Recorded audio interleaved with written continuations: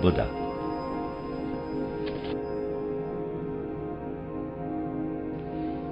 In these days, there is much discussion concerning the Buddha and the Buddhist creed. This fact is the more interesting to all who follow the course of human evolution, because a knowledge of the true character of the Buddhist religion, or perhaps more correctly, the longing felt by many for its comprehension, has only recently entered into the spiritual life of the Western nations. Let us consider for a moment that most prominent personality, Johann Wolfgang von Goethe, who exerted such a powerful influence on Western culture at the turn of the 18th and 19th centuries, which influence continued so potently right on into our own period. When we examine his life, his works, and his intellectuality, we find no trace of the Buddhist doctrine. A little later, however, we note in the concepts of that genius, Arthur Schopenhauer, who was in a certain sense a disciple of Goethe, a clear and definite touch of Buddhistic thought, and since that period in which Schopenhauer lived, the interest taken in Eastern spiritual conceptions has steadily increased. Hence, it is that there is now a widespread and inherent desire to analyze and discuss all those matters connected with the name of the great Buddha that have found their way into the course of human evolution. It is a remarkable fact that most people still persist in associating Buddhism primarily with the idea of recurrent earth lives, to which concept we have often referred in these lectures. Such an assumption is, however, found to be unwarranted when we regard the essential character of Buddhist belief. We might say that with the majority of those people who interest themselves in this subject, the notion of repeated earth lives, or as we term it, reincarnation, forms a well-established and essential part of their preconceived ideas regarding Buddhism. But on the other hand, it must be said, even though it sounds grotesque, that to those who probe more deeply into these matters, the association of Buddhism with the idea of reincarnation appears almost equivalent to saying that the most complete knowledge of ancient works of art is to be sought among those peoples who have destroyed them at the commencement of universal development and progress in the Middle Ages. This certainly sounds grotesque, but it is nevertheless true, as we at once realize when we consider that the aim of Buddhism is directed toward the disparagement of our apparently inevitably recurring earth lives, and the reduction of their number as far as may be within our power. So we must regard as the essential moving principle underlying the whole trend of Buddhist spiritual thought that principle which operates in the direction of freedom, that is, redemption from repeated rebirth, or liberation from reincarnation, which it accepts as an established and unquestionable fact. In this concept is expressed the true and vital essence of Buddhism. Even from a superficial glance at the history of Western spiritual life, we learn that the idea of repeated earthly existence is quite independent of an understanding of Buddhism, and vice versa. For during the course of our Western spiritual development, we find ourselves confronted with a conception of reincarnation presented in a manner both lofty and sublime by a personality who most certainly remained untouched by Buddhist views and trend of thought. This personality was Gotthold Lessing, who in his treatise The Education of Humankind, which is regarded as the most mature and mellow of his works, closes with the confession that he himself was a believer in the doctrine of reincarnation. With regard to this belief, he gives expression to those deeply significant words, quote, "Is not all eternity mine?"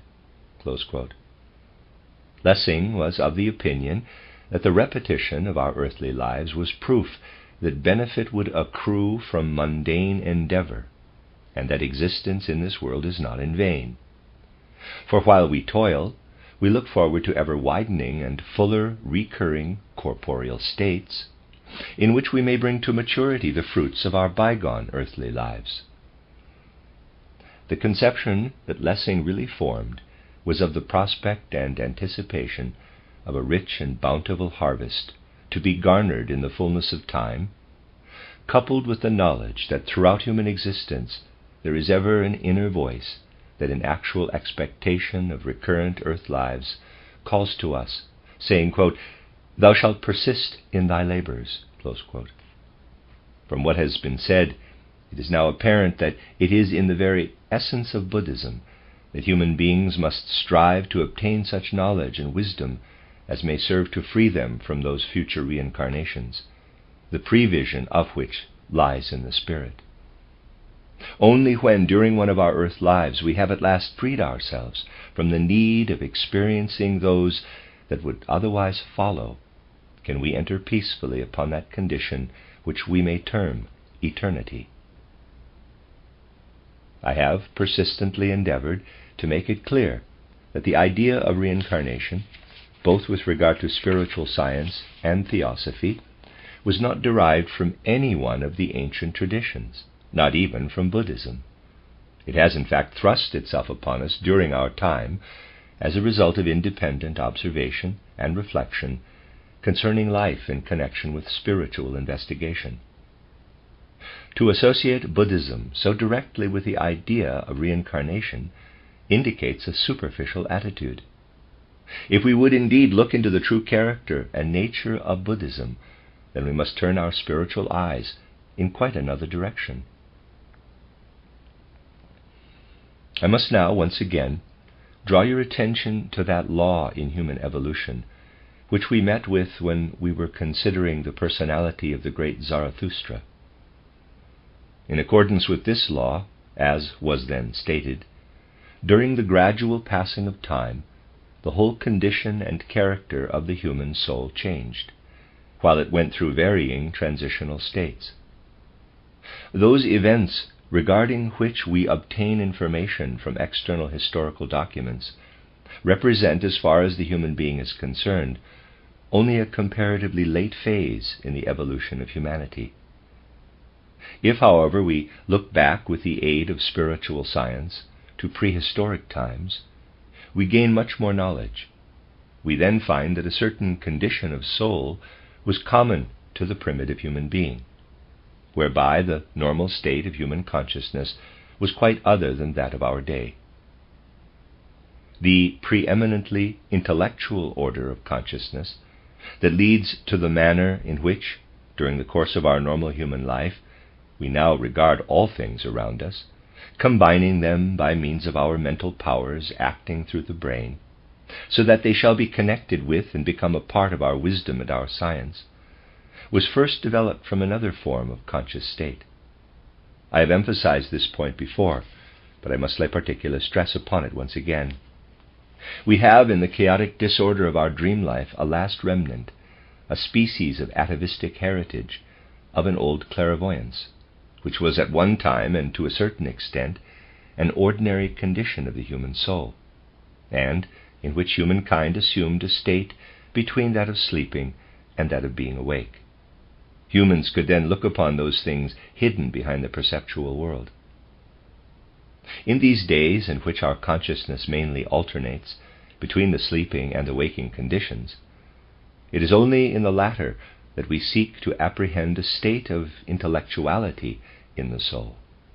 In olden times, however, clairvoyant visions were not so meaningless as are the dream forms of our period, but they could be quite definitely ascribed to specific superperceptual creations and events. Humankind had, in connection with these ancient fluctuating visions, a species of conscious state out of which our present intellectuality gradually evolved. Thus we look back to a certain form of primeval clairvoyance that was followed by the long drawn-out evolution of our consciousness as recognized today. Because of this bygone, dreamlike clairvoyance, prehistoric human beings could gaze far into the superperceptual worlds, and through this connection with the supersensible, they gained not knowledge alone, but also a feeling of profound inner satisfaction and bliss from the full realization of the soul's union with the spirit world. Just as present-day human beings are now convinced through sense perceptions and intellectuality that the blood is composed of substances that exist outside in the physical universe, so were prehistoric human beings confident that their soul and spiritual nature emanated from that same hidden spirit world, which they could discern by virtue of clairvoyant consciousness. It has already been pointed out that there are phenomena connected with the history of humankind, and which are also apparent in certain external facts and happenings, that can be fully understood only when we presuppose some such primordial condition of human earthly existence. It has further been stated that modern science is coming more and more to the conclusion that it is erroneous to assume, as has been done by the materialistic anthropology of the 19th century, that in primeval times the prevailing state common to human beings was similar to that found among the most primitive peoples of today.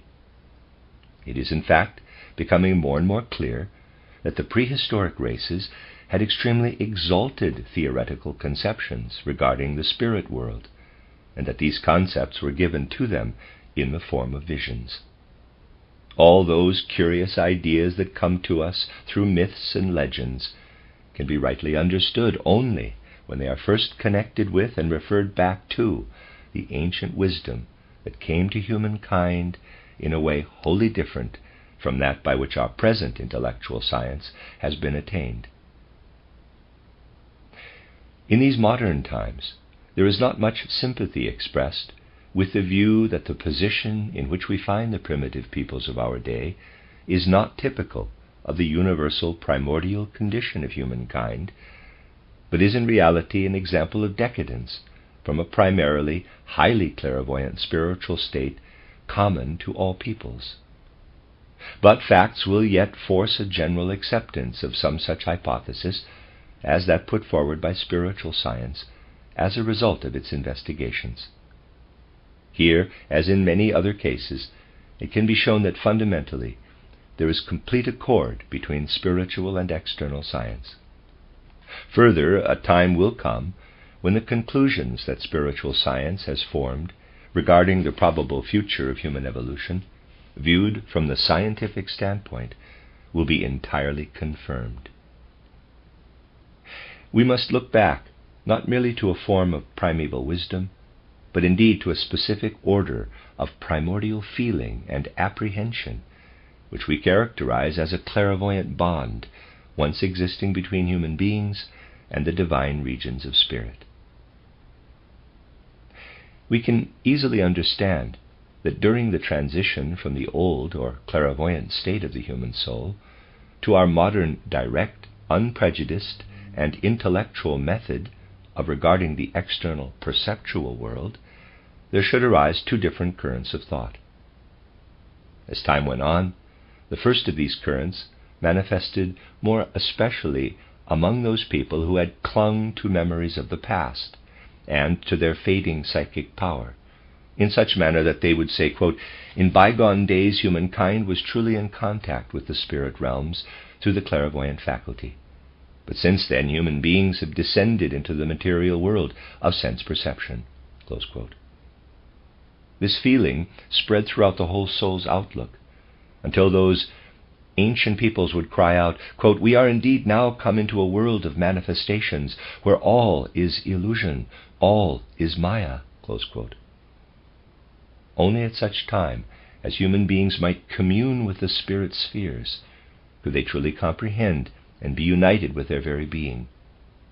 Thus it was that there came to those nations that still preserved a dim remembrance of the ancient primal clairvoyant state a certain feeling of sadness at the thought of what they had lost, and an indifference to all material things that human beings might apprehend and understand through the medium of the intellect, and with which they are ever in direct and conscious contact.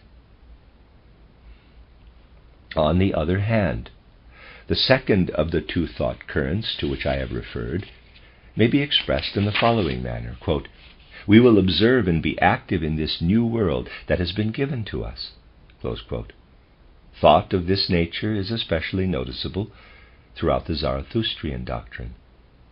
Those who experienced this call to action did not look back with sorrow and longing to the loss of the old clairvoyant power, but felt more and more that they must keep in close and constant touch with those forces by the aid of which they might penetrate into the secrets and nature of all material things, knowing full well that knowledge and guidance, born of the Spirit, would flow in upon them if they would but give themselves up to earnest and profound meditation and piety.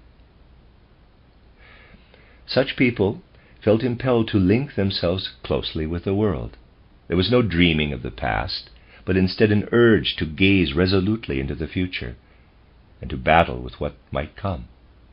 They expressed themselves after this fashion, quote, "Interwoven throughout this world, which is now our portion, is the same divine essence that was spread about us and permeated our very beings in bygone ages. This spiritual component we must now seek amid our material surroundings. It is our task to unite ourselves with all that is good and of the Spirit, and by so doing to further the progress and evolution of creation." Close quote. These words indicate the essential nature of the current of thought that was occupied with external physical perception, and went forth from those Asiatic countries where the Zarathustrian doctrine prevailed, which lay northward of the region where humankind looked back in meditation, pondering over that great spiritual gift that had passed away and was indeed lost. Thus it came about that upon the soil of India there arose a spiritual life that is entirely comprehensible when we regard it in the light of all this retrospection concerning a former union with the spirit world.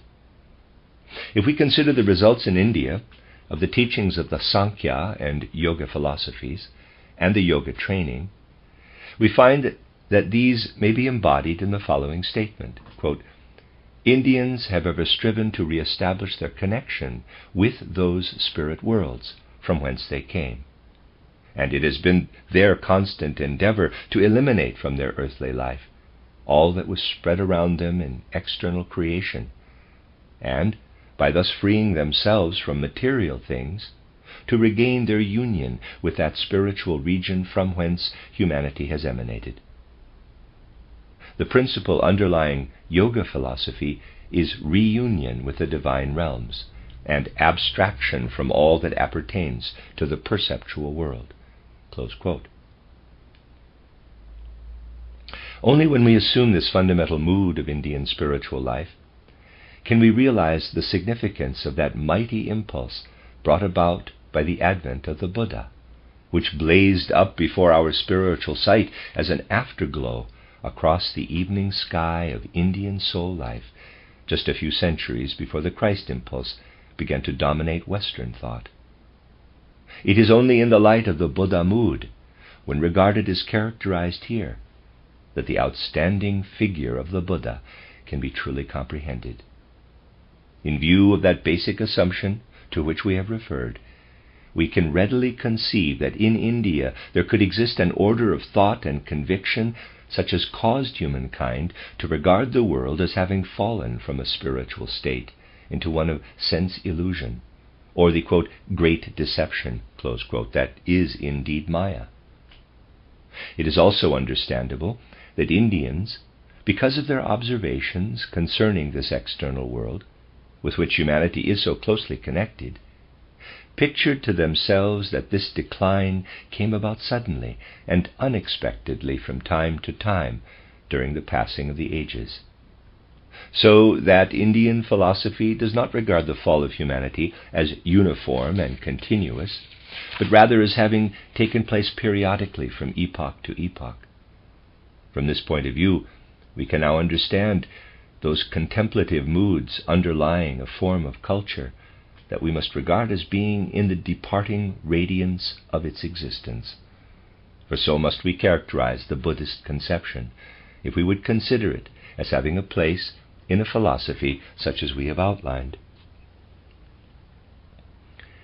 Indian thought ever harked back to that dim past, when humans were truly united with the spirit world. For there came a time when Indians fell away from their exalted spiritual standard. This decline persisted until a certain level was reached, when they rose again, only to sink once more. They continued to alternate in this fashion throughout the ages, every descent taking them still further along the downward path, while each upward step was, as it were, a mitigation granted by some higher power, in order that humans might not be compelled to work and live all too suddenly in the condition that they had already entered upon during their fall.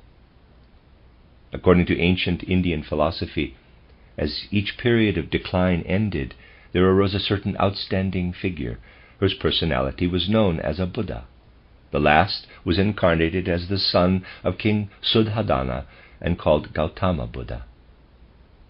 Since those olden times, when humanity was still directly united with the spirit world, there have arisen a number of such Buddhas, 5 having appeared subsequent to the last fall. The advent of the Buddhas was a sign that humankind will not sink into illusion, into Maya, but that again and again there will come into human beings' lives something of the ancient primal wisdom to succor and aid humanity. Because of human beings' constant downward trend, however, their primordial knowledge fades from time to time. In order that it shall be renewed, there arises periodically a new Buddha. The last was Gautama Buddha. Before such great teachers could advance through repeated earth lives to the dignity of Buddhahood, if we may so express it, they must have already been exalted and attained the lofty standing of a bodhisattva. Footnote, Bodhisattva Sanskrit, a bodhisat, one whose essence is enlightenment, that is, one destined to become a Buddha elect. End of footnote. According to the Indian philosophical outlook, up to his 29th year, Gautama Buddha was not regarded as a Buddha, but as a bodhisattva. It was therefore as a bodhisattva that he was born into the royal house of Suddhodana. Because his life was ever devoted to toil and to striving, he was at last blessed with that inner illumination symbolically portrayed in the words, quote, sitting under the Bodhi tree, close quote, and the glorious enlightenment that flowed in upon him found expression in the sermon at Benares. Thus did Gautama Buddha rise to the full dignity of Buddhahood in his 29th year. From that time on he was empowered to revive once again a last remnant of bygone primeval wisdom, which in the light of Indian conceptions would be destined to fall into decadence during the centuries to come.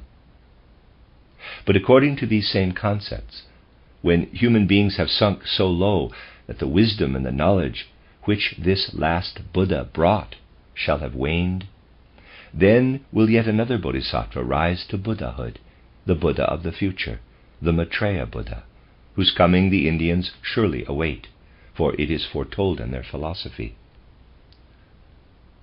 Let us now consider what took place at that time, when the last bodhisattva rose to Buddhahood, when, as we might say, his soul became filled with primordial wisdom. In this way we can best realize and understand the true significance of that great change, wrought by struggle and toil through repeated earth lives.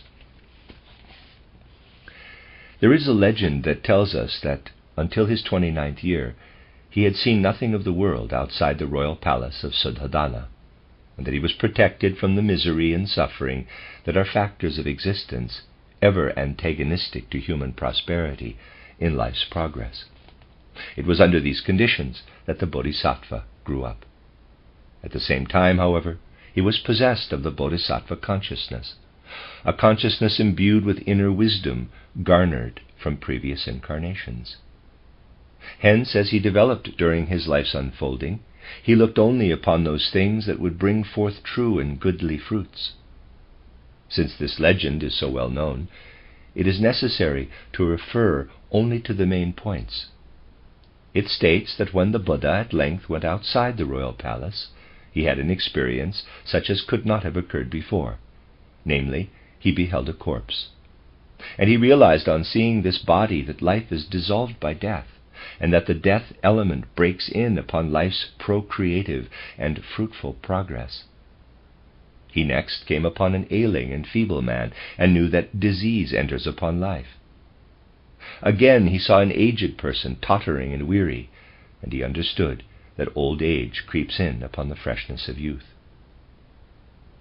Let us now place ourselves in the position of those who look upon experiences of this nature solely from the Buddhistic point of view, for instance, in the position of this bodhisattva, Gautama.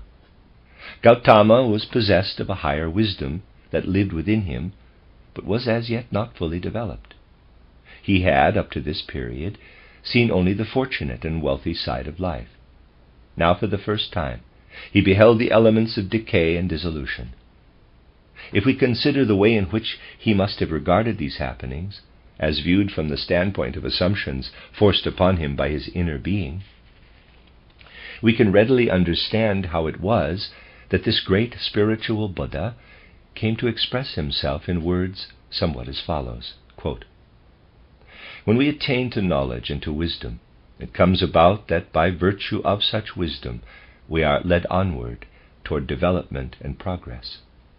And because of this enlightenment, there enters into the soul the thought of an ever continuous and beneficial growth and advancement. When we look upon the world about us, however, we see there the elements of destruction, as expressed in sickness, old age, and death. Truly it cannot be wisdom that would thus mingle these destructive factors with life, but something quite apart and distinctive in character." Close quote. At first, the great Gautama did not fully grasp all that his bodhisattva consciousness implied. And we can well understand how it was that he became imbued with those thoughts that caused him to exclaim, quote, "Humans may indeed be possessed of much wisdom, and through their knowledge there may come to them the idea of plenteous benefits. In life, however, we behold around us not only the factors of sickness and death, but indeed many other baneful elements that bring corruption and decay into our very existence." Close quote. From the perspective of Buddhism, Indian philosophy presupposes that he who was a bodhisattva and is exalted to Buddhahood regards all such life experiences with the bodhisattva consciousness. This supposition must be clearly understood. Gautama realized that in the great wisdom underlying development in all being, there is an element destructive to existence. The legend states that when this truth first dawned upon him, his great soul was so affected that he cried out, quote, "Life is full of misery." Close quote. The bodhisattva thus saw around him a condition he could not as yet fully comprehend. He had passed through life after life, always applying the experiences gained through his previous incarnations to his soul's benefit.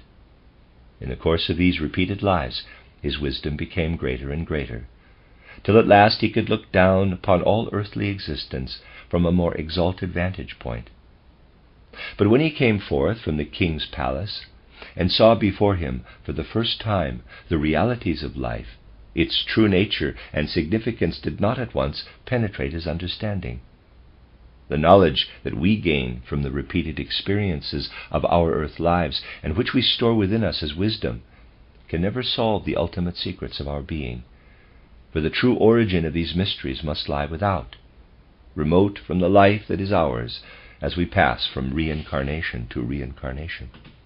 Such thoughts matured in the great soul of Gautama, and led him directly to that sublime enlightenment known as, quote, "the illumination under the Bodhi tree," close quote. Footnote, Bodhi tree, fig tree, Ficus religiosa, known also as the bow tree. End of footnote. There, while seated beneath the tree, it became clear to the Buddha that this world in which we have our being is Maya, or illusion.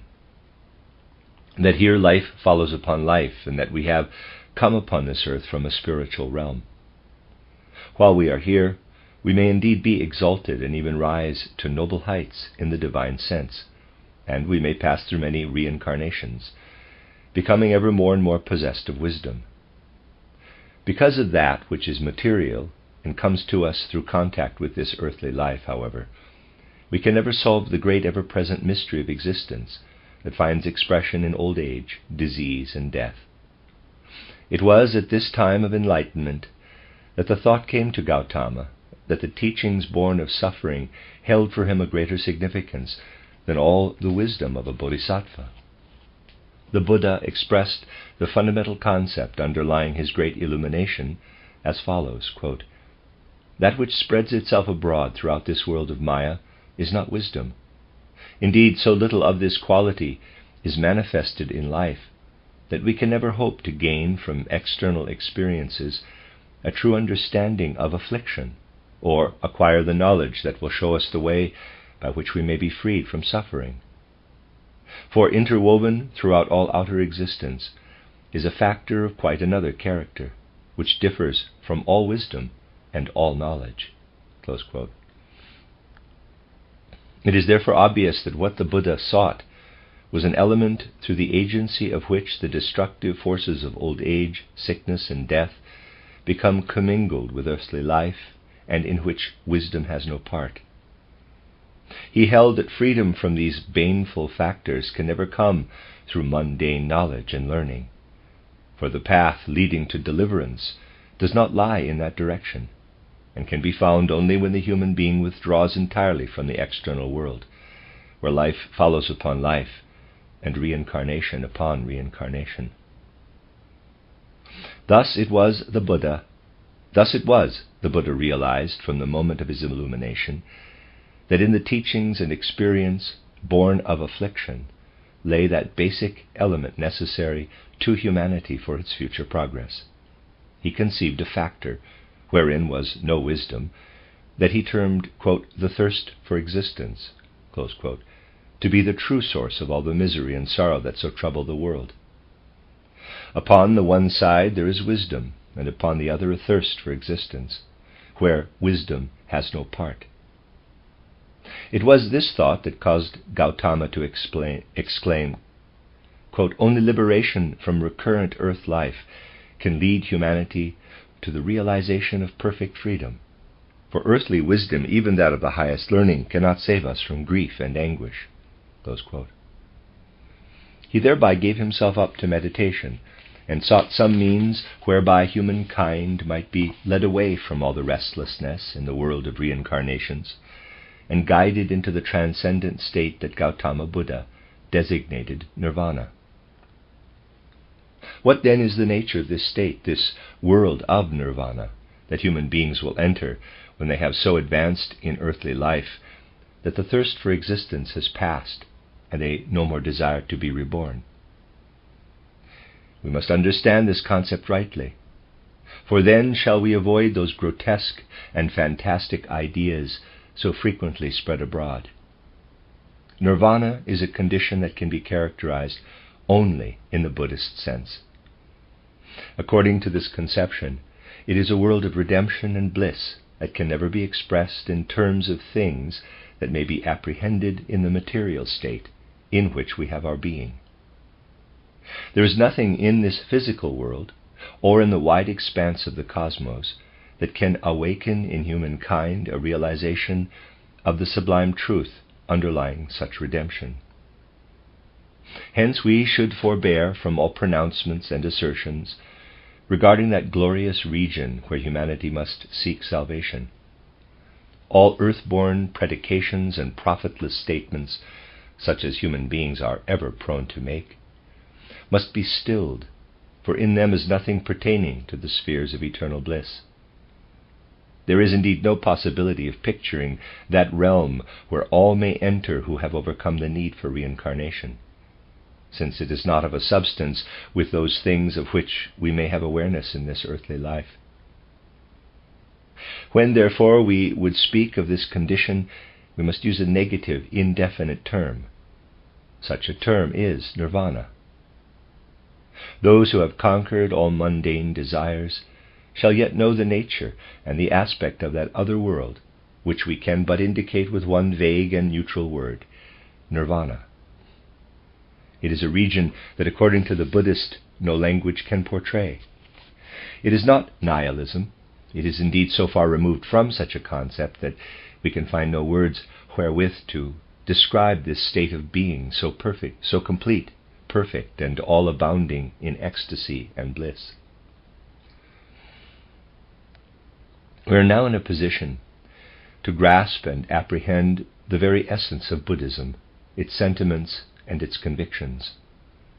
From the time of the sermon at Benares, when the Buddha first gave expression to the doctrine of suffering, Buddhism became permeated with thought and understanding concerning the inner nature of life's misery and distress, and of that yearning, that thirst for existence that leads only to sorrow and affliction. There is, according to this doctrine, only one way in which humanity may truly progress, and that is through gaining freedom and redemption from further reincarnations.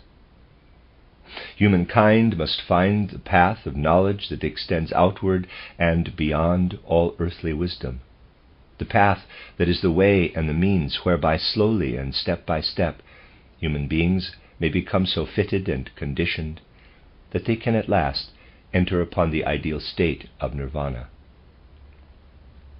In other words, they must learn to utilize the experiences of their rebirths in such a way that finally recurrent earth life is no longer essential to development, and they are freed from it forever. If we now turn from this brief summary of the conceptions that underlie Buddhism to the root and essence of this religion, it at once strikes us as peculiar when viewed in the light of our ideas concerning humanity regarded as a whole. For Buddhism, in point of fact, isolates the individual. Questions are raised relative to human destiny, the purport and aim of existence, the place and relation of human beings to the world, all from the standpoint of detached and separate personality. How indeed could any other trend of thought underlie a philosophy built upon a fundamental disposition of mind such as we have outlined? A philosophy evolved from a basic mood that conceives human beings as being descended from spiritual heights, and now finding themselves in a world of illusion, from which material existence, the wisdom of a Buddha, may from time to time free him. But this very wisdom, as was seen in the case of the last Buddha, causes him to seek redemption from his earthly life. How could the goal of human existence, born as it was of convictions such as these, be characterized other than by representing humans as isolated in relation to the whole of their environment? According to this philosophy, the fundamental aspect of being is such as to represent decline, while development and evolution in earthly life implies degeneration. The manner in which the Buddha sought enlightenment is both remarkable and significant. But unless we consider also the peculiar characteristics and circumstances connected with the illumination, in quotes, neither the Buddha himself nor Buddhism can be properly understood. When Gautama craved enlightenment, he went forth into solitude, to a place where he could find entire and absolute isolation. All that he had acquired from life to life had to be overcome in the utter detachment of his being, so that there could break in upon his soul that clear light whereby he might comprehend and solve the mystery of the world's wretchedness. There, in that place, as one in complete aloofness and dependent upon himself alone, the Buddha awaited the moment of illumination, that moment when there should come to him an understanding which would enable him to realize that the true cause of all human suffering lay in the intense longing manifested by individuals to be born again into this material world. Moreover, he understood that this yearning for reincarnation, this thirst for existence, is the fundamental source of all the misery and distress everywhere around us, and of those pernicious factors that bring ruin and destruction into our very being. We cannot rightly comprehend the unusual and singular nature of the Buddha illumination and of the Buddhistic doctrine unless we compare them with the knowledge and experience we have gained through Christianity. 600 years after the advent of the great Buddha, there arose in Christendom a wholly different conception, in which we also find human beings' position relative to the world, and all that is around them expressed in definite terms. Regarding Buddhism, and speaking in an abstract and general manner, we can say, quote, "The philosophic outlook concerning the cosmos as set forth in Buddhistic teachings is not treated historically, and this unhistoric method is thoroughly typical of all Eastern countries. These countries have seen one Buddha epoch follow upon another, only to gradually die out and eventually come to an end." Such descriptions as are concerned merely with the human being's descent from higher to lower states do not of themselves constitute what we term history, for the factors of true history would include the upward endeavor of humanity to reach some appointed goal, and the nature and possibilities of the human being's association and union with the world as a whole, both in the past and in the future. We would then have veritable history. But Buddhists stand isolated and alone, concerned only with the basic principles of their individual being, and always seeking to gain, through the conduct of their personal life, those powers that may lead to freedom from the thirst for existence, so that having attained to this freedom, they may at last win redemption from rebirth. Reader's aside. There's a beginning of a quote, and I cannot find the end of that quote, so I'm not sure if it's been printed. Sorry about that. End of reader's aside. In Christendom, 600 years after the Buddha period, the attitude of the individual human being toward the evolution of humanity in general was of quite another kind. Putting aside all prejudice, which is so common a failing throughout the world, we can characterize one particular Christian trend of thought as follows. From the part of the Christian concept founded upon the stories in the Old Testament, it is realized that the ancients were related to the spiritual realms in a manner wholly different from that which was subsequently the case, as is seen in the grand and lofty imagery depicted in Genesis. A curious fact comes to light, namely that in Christendom we find the human being's relation to the world to be of a character entirely unlike that which one obtains in Buddhism. The following may be considered as the Christian's point of view, quote, "Within my being is understanding begotten of the condition of soul that is now mine. Because of the manner in which I observe and comprehend this outer perceptual world, there is born in me wisdom, intelligence, and an aptitude for the practical conduct of life. But I can look back into the distant past when the human soul was differently conditioned. At that time there came about a circumstance, the fall of the human being, that cannot be regarded simply from the Buddhistic standpoint." Close quote. This event, which we so often find portrayed in figurative form, based upon misconception, the Buddhist believes to be a natural result of the human being's descent from divine spiritual heights into a world of Maya. This great fall must, however, be looked upon quite differently, for truly characterized, it is the fall of human beings, as caused wholly through their own transgression, and not due, as the Buddhist thinks, merely to their coming down from a higher spiritual state and entering a world of deception. Close bracket. Although human beings may have their own opinion concerning this matter, there is one thing we must admit, and that will suffice for the present.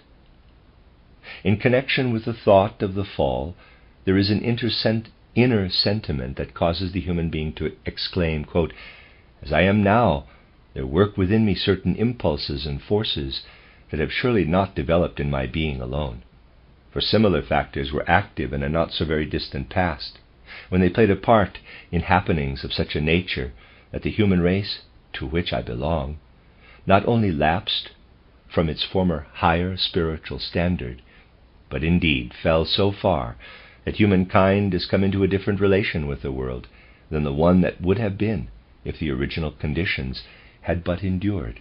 Close quote. When human beings fell away from their previous high spiritual state, they sank to a definitely lower level, and this change was brought about by what may be termed their own conscious sin. We are therefore not concerned merely with the fact of descent, as is the case when the fall is viewed from the Buddhist perspective, for we must take into consideration varying moods during this period of decadence. If human beings' first nature had continued unchanged, this decline would not have the character it has now assumed, where the soul state is such that they are always prone to fall into temptation. Readers aside, soul is spelled S-O-U-L, end of readers aside. Those who penetrate beneath the surface of Christianity and study deeply learn that while history ran its course, human soul quality altered. In other words, because of certain events that happened in ancient times, the human soul, the working of which may be likened to a subconscious mind within one's being, took to itself a quality quite unlike that which was originally intended. Buddhists' position relative to the material world may be expressed differently. A Buddhist would say, quote, "I have been taken out of a divine spiritual realm and placed upon this earth. When I look around me, I find nothing but illusion. All is Maya." Close quote. The Christian, on the other hand, would say, quote, "When I came down into this material life, had I but conformed to the order and intent of that divine plan in which I had my part, I could even now look beyond this perceptual pretense, behind all this deception, this Maya, and I would at all times have the power to realize and discern that which is genuine and true. Because my deeds were not in harmony with those things that had been ordained when I descended upon this earth, I have, through my own act, caused this world to become an illusion." Close quote. To answer the question, quote, "Why is the world one of Maya?" the Buddha answers thus: "It is the world itself that is Maya." Close quote. But the Christian says, quote, "It is I who am at fault, I alone. My limited capacity for discernment and my whole soul state have placed me in such a position that I can no more apprehend that which was in the beginning. And my actions and conduct have ceased to be of such a nature that results follow smoothly, ever attended with beneficial and fruitful progress. I myself have enwrapped this material life in a veil of Maya." Close quote. The Buddhist's standpoint is that the world is a great illusion and must be overcome. The Christian says, quote, "I have been placed upon this earth and must here find the purpose and object of my being." Close quote. When Christians once understand that through spiritual science knowledge may be acquired concerning recurrent earth lives, they then realize that they may use this wisdom for the achievement of the true aim of existence. They become convinced that the reason why we now look upon a world of sorrow and deception is that we have wandered from our allotted path. They consider that this change to Maya is the direct result of human deeds and the manner in which they regard the world. Christians, therefore, are of the opinion that in order to attain eternal bliss, we must not seek to withdraw ourselves from this earthly state, but instead master the condition that we alone have brought about, and through which the aspect of all material things has been transformed into one of illusion, such that we no longer apprehend them in their truth and reality. We must overcome this deception. Then may we follow the course of our first duly appointed destiny, for latent within each one of us abides a higher personality. If this more noble hidden self were not hindered and could but look around upon the world, it would apprehend it in truth. Human beings would then no longer continue an existence hampered by sickness and death, but lead an everlasting life in all the freshness of youth. Such then is the true inner self that we have veiled because in the past we have been associated with a certain event in the world's development the effects of which have continued, while the primary impulses still work within us, thus proving that we do not exist isolated and alone. We must not believe that we have been led to our present condition through a thirst for existence common to the individual human. Rather, must we realize that each one of us is a definite unit in the sum total of humanity, and as such must take a share and suffer from the results of any original transgression committed by humankind. In this way, Christians feel they are historically united with the whole human race. While they look into the future, they say, quote, "Through travail and toil, I must regain touch with the greater self, that because of human beings' fall, now lies enshrouded within my being. It is not nirvana that I must seek, but my more noble ego. Alone must I find the way back to my true nature, and then will the outer world no longer be an illusion, a vision of unreality, but a world wherein I shall overcome my own power and effort. But a world wherein I shall overcome of my own power and effort all sorrow, sickness, and death." Close quote. While Buddhists would seek freedom from earthly conditions and from rebirth through the struggle with the thirst for existence, Christians seek liberation from their lower personality and look forward to the awakening of a higher self, that more exalted ego, which they alone have veiled, so that through awakening they may at last apprehend this perceptual world in the light of divine truth. When we compare those significant words of St. Paul, quote, "Yet not I, but Christ liveth in me," close quote, Galatians 2:20, with the wisdom revealed by the Buddha, the contrast is as that between light and darkness. In St. Paul's words we find expressed that positive knowledge, that definite consciousness, which is always active deep within us, and by virtue of which we take our place as human personalities in the world. According to Buddhists, humankind has lapsed from spiritual heights, because this material world has pressed them down and implanted in them a thirst for existence. This desire they must overcome. They must away. Christians, on the other hand, say no. The world is not to blame because of our present state. The fault lies with us alone. We Christians dwell upon this earth equipped with our accustomed consciousness. But beneath all awareness and understanding, there is a something active in each individual personality that in olden times found expression in the form of clairvoyant, visioned consciousness, no more extant. Even while we possessed this faculty, we transgressed. If we would indeed reach the ultimate goal of our existence, then must we first atone for this human error. No human being who is advanced in years may say, quote, "In my early life I sinned. It is unjust that I should now be called upon to make atonement for youthful faults, committed at a time when I had not yet attained to that fuller knowledge which is now mine." Close quote.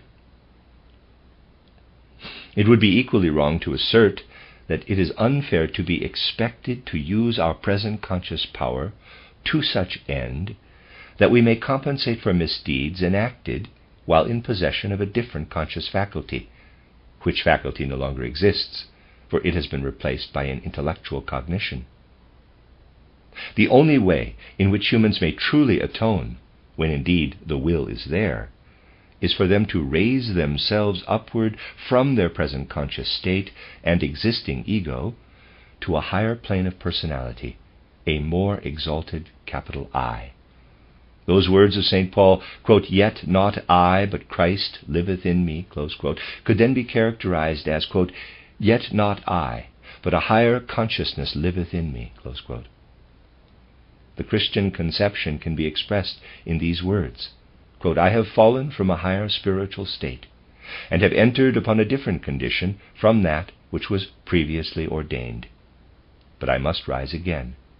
And this I must do not through the quality of ego that is mine, but by virtue of a power that can enter into my very being, uplifting me far above the I that I now possess. Such a change can alone come to pass when the Christ influence is once more active within, leading me onward until the world has lost all power of illusion, and I can apprehend it in its true reality. Ever upward must I strive, until those baneful forces that have brought sickness and death upon the earth may be vanquished, conquered by the higher spiritual power Christ has brought to life within my being." Close quote. The innermost essence of Buddhism is best understood by comparing the Buddhist creed with that of Christianity. We at once realize why it was that Lessing should have made use of the phrase, quote, "Is not all eternity mine?" Close quote, in his book entitled The Education of Humankind. These words imply that if we employ the experiences gained during our repeated reincarnations in such a way as to allow the Christ force to abide more and more within us, we shall at last reach the eternal spheres, which realms we cannot as yet hope to attain, because we have, of our own act, enveloped the inner being as with a veil. The idea of reincarnation will present a wholly different aspect when illumined by the glory of Christianity. But it is not merely the actual belief in rebirth that matters for the present. For with the advance of Christian culture, humanity will gradually be driven to the acceptance of this concept as truth brought forward by spiritual science. It is important that we should realize that whereas the deepest sentiments and convictions of the Buddhist faith cause Buddhists to blame the world for everything that is Maya, Christians, on the other hand, look upon themselves and humankind in general as responsible for all earthly deception and illusion. They store within their inmost being those qualities prerequisite and necessary to rise to the state we term redemption.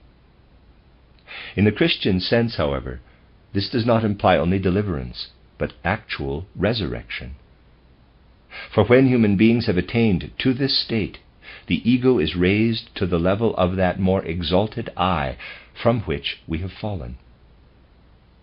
When Buddhists look upon the world, they find themselves concerned with original sin, but feel that they have been placed upon this earth merely for a time.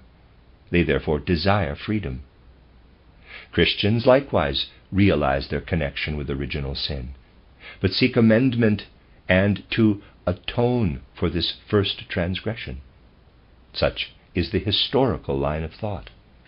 For while Christians feel that their present existence is associated with an incident that took place in olden times among the ancients, they also connect their lives with an event that will surely come to pass when they are so advanced that their whole being will shine forth, filled with that radiance we designate as the essence of the Christ being.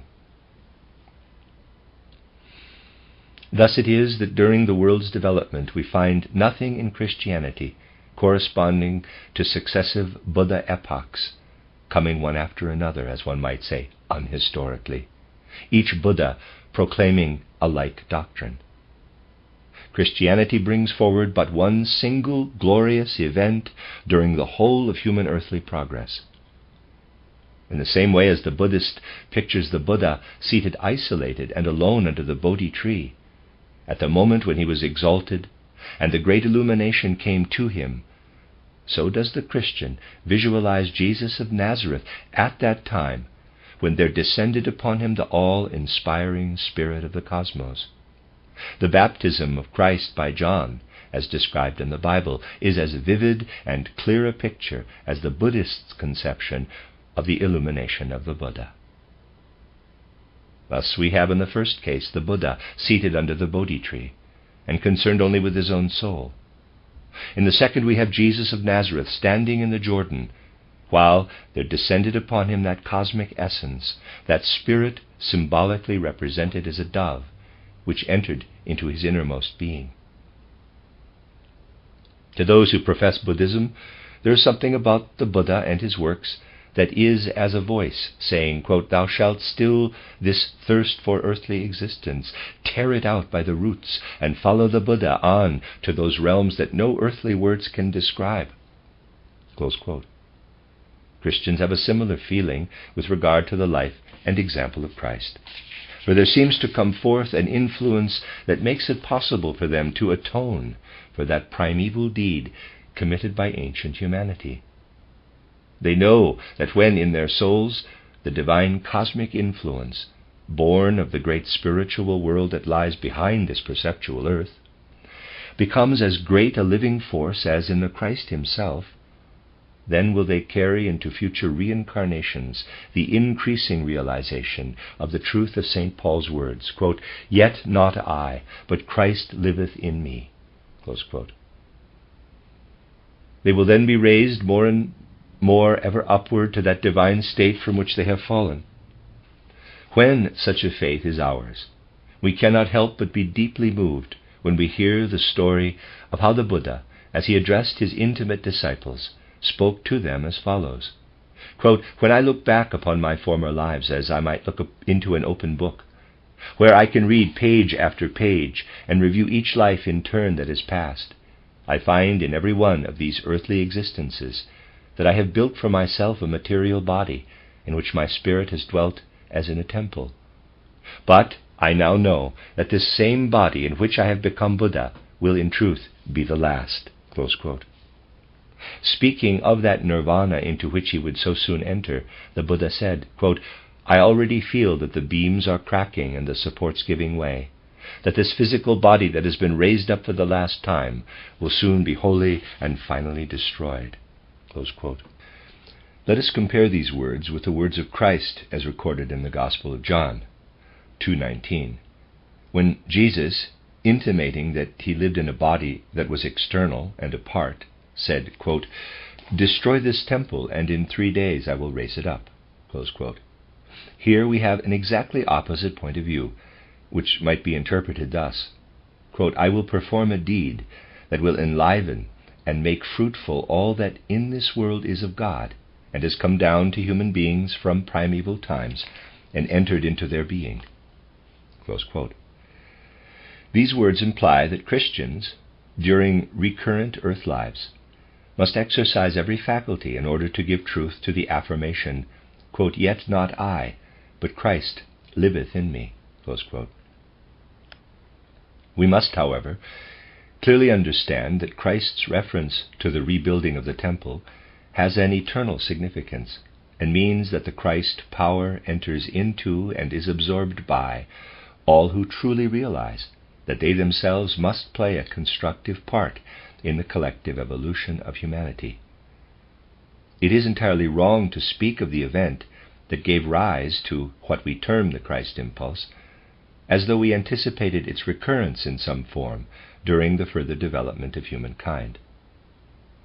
When Buddhists ponder in accordance with the true concepts of their creed, they picture the advent of several Buddhas, appearing one after another throughout recurring Buddha epochs, all of which, during the course of their earth lives, had a similar character and significance. Christians look back to a single past event described as the fall of human beings through sin, while they point to its converse in the mystery of Golgotha. They who believe that the Christ event will at some later period be repeated merely show that they have not grasped the true essence of the historical evolution of humankind. History tells us that this idea has been frequently put forward in the past, and it is likely that it will again reappear in the future. The course of true history must always be dependent upon a single basic event. Just as the arm of a balance must have one point of equilibrium, and the beam from which the scales hang have just one point of support, so in the case of a true record of the evolution of humankind, there must be a single circumstance to which its historical development, taken either backward or forward, always points. It is as absurd to speak of a repetition of the Christ event as it would be to assert that the beam of a balance could be supported and swing upon 2 points. That Eastern wisdom should hold to the belief that a number of similar spiritual personalities succeed each other at intervals, as it does in the case of the Buddhas, is characteristic of the difference existing between the Eastern cosmic conception and that which has sprung up among the Western countries as the result of so much painstaking observation and thought concerning the course of evolution. The Western concept first began to take definite form at the time of the manifestation of the Christ impulse, which we must regard as a unique circumstance. If we oppose the oneness and singularity character of the Christ event, we argue against the possibility of the true historical evolution of humankind, and to argue against historical evolution betrays a misunderstanding of genuine history. In its deepest sense, we can term that consciousness possessed by individual human beings of indissoluble association with humanity as a whole as the Christian consciousness. Through it, we become aware of a definite purpose underlying the course of all human evolution, and realize that here indeed can be no mere repetition. Such consciousness is an attribute of Christianity, from which it cannot be separated. The real progress that humankind has made during its period of development is shown in the advance from the ancient Eastern cosmic conception to the philosophic concept of modern times, from the unhistoric to the historic, from a belief that the wheels of human chance roll on through a succession of similar events to a conviction that underlying the whole of human evolution is a definite purpose, a design of profound significance. We realize that it is Christianity that first revealed the true meaning of the doctrine of reincarnation. We can now state that the reason why humans must experience recurrent earth lives is so that they may be again and again instilled with the true import of material existence. With this object they are confronted with a different aspect of being during each incarnation. There is, throughout humanity, an upward tendency that is not confined merely to the isolated individual, but extends to the entire human race, with which we feel ourselves so intimately connected. The Christ impulse, the center of all, causes us to realize that humans can become conscious of the glory of this divine relationship. Then no more will they acknowledge only the creed of Buddha, who cries out to him, "Free thyself." They will become aware of their union with the Christ, whose deed has reclaimed them from the consequences of that decadence, symbolically represented as the fall of the human being through sin. We cannot describe Buddhism better than by showing that it is the afterglow of a cosmic conception, the sun of which has nearly set. But with the advent of Gautama, it shone forth with one last brilliant, powerful ray. We revere the Buddha nonetheless.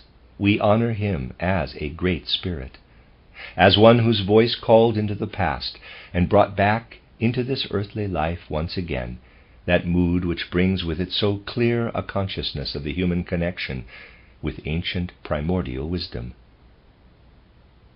On the other hand, we know that the Christ impulse points resolutely toward the future, penetrating more and more deeply into the very soul of the human being, so that humanity may realize that it is not release and freedom that it should seek, but resurrection, that glorious transfiguration of our earthly being. It is in such a metamorphosis that we find the inner meaning of our material life. It is futile to search among dogmas, concepts, and ideas for the active principle of existence, for the vital element of life lies in our impulses, emotions, and feelings. It is through these moods that we may apprehend the true significance of human evolution and development. There may be some who feel themselves more drawn toward Buddhism than toward Christianity. And we must admit that even in our time there is something about Buddhism that inspires a certain sympathy in many minds, and which is to a certain extent in the nature of a Buddha mood or disposition. Such a feeling, however, did not exist with Goethe, who sought to free himself from the pains he endured as a result of the narrow-mindedness he found everywhere about him at the time of his first sojourn in Weimar. His endeavor in this respect was wholly due to his love of life, and his conviction that interwoven throughout all external being is the same spiritual essence. That is the true origin of the divine element in human beings. Goethe strove to achieve this liberation from distress through observation of the outer world, going from plant to plant, from mineral to mineral, and from one work of art to another, always seeking that underlying spirit from which the human soul emanates. At the same time, he sought to unify himself with the divine essence that manifests throughout all external things.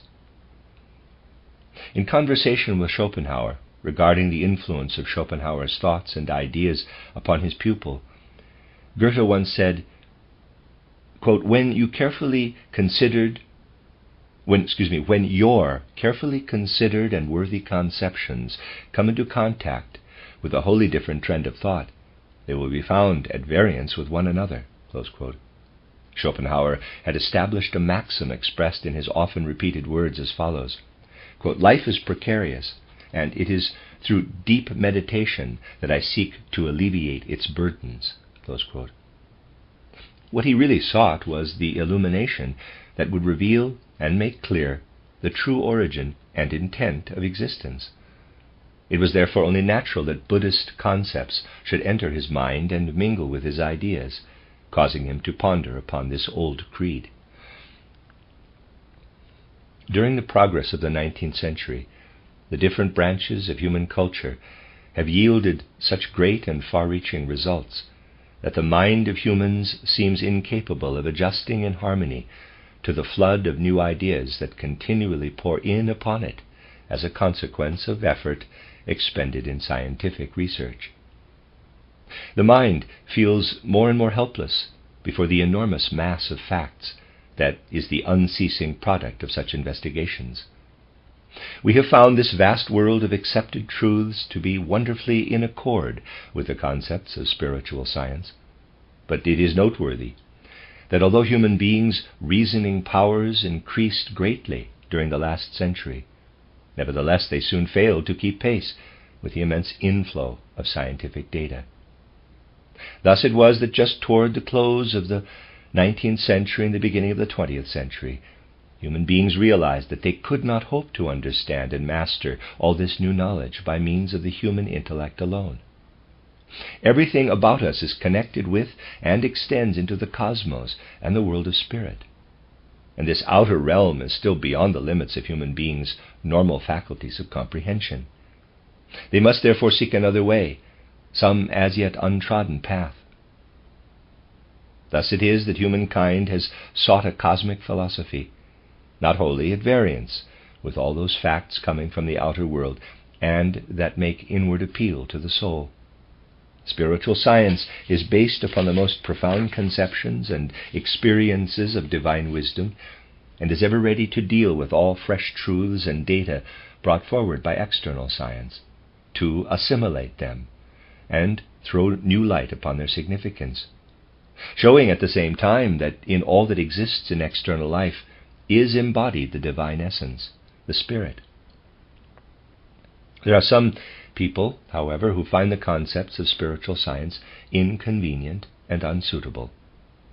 They turn away from the world of reality, which demands so much thought and effort for its unfoldment, and according to their own knowledge and personal ideas, seek a higher plane merely through the development of their individual souls.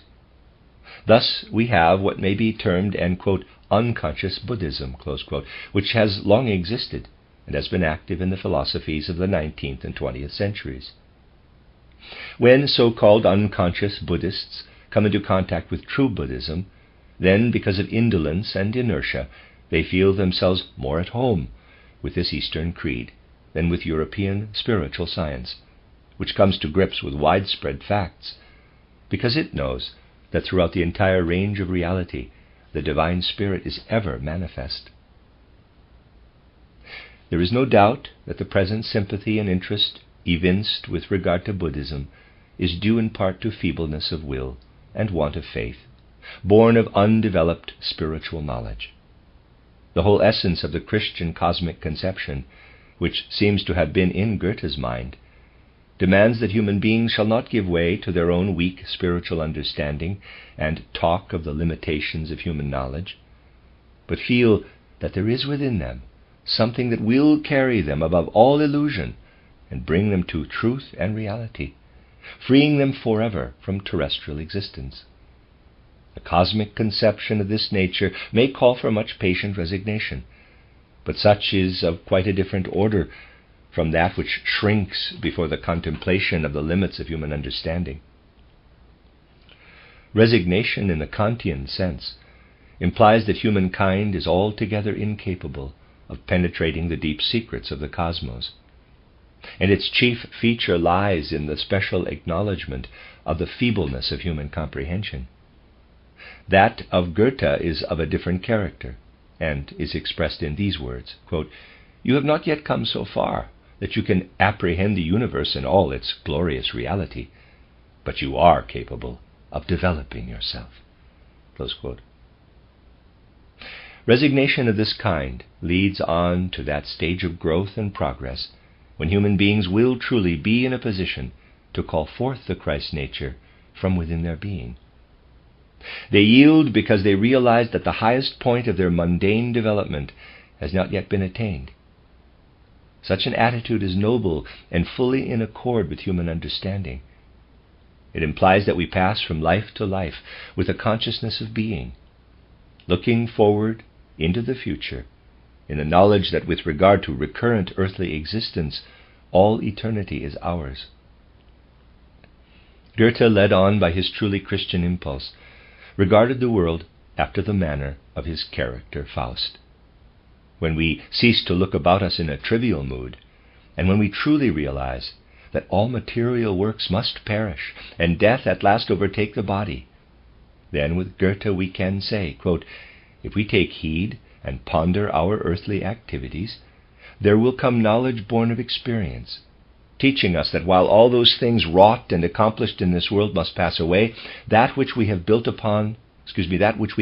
up within ourselves through toil and striving during our contact with the school of earthly life shall not perish, for that is indeed everlasting." Close quote. When we consider human evolution, we find ourselves confronted with two modern currents of thought, each leading to a different cosmic conception. One, due to Schopenhauer, pictures the world with all its misery and sufferings as of such a nature that we can realize and appreciate the human being's true position only when we gaze upon the works of the great artists. In these masterpieces, we often find portrayed the form and figure of a being who, through asceticism, has attained to something approaching liberation from earthly existence, and hovers, as it were, above this lower terrestrial life. Fundamentally, Schopenhauer was of the opinion that in the case of a human being thus freed, retrospection concerning material conditions no longer exists, and that herein lies the preeminent characteristic of such liberation. Thus those who have thus won their way to freedom can truly say, quote, "I am still clothed in my bodily garment, but it has now lost all significance. There is nothing left about me that might in time to come recall my earthly life. I strive upward in anticipation of that state with which I shall gain contact when I have at last wholly overcome the world and all that pertains to it." Close quote. Of such a nature was the sentiment of Schopenhauer, after he had become imbued with those ideas and convictions that Buddhist teaching has spread abroad in the world. So, with Faust we think not of how our mundane works may endure, but look forward to the fruits that they will bring forth in the course of the soul's eternal life. Thus are we carried far out and beyond the narrow confines of the Buddhist creed, into a world of thought that finds brief expression in those impressive words of Goethe, quote, "Eons cannot erase the traces of my days on earth," close quote.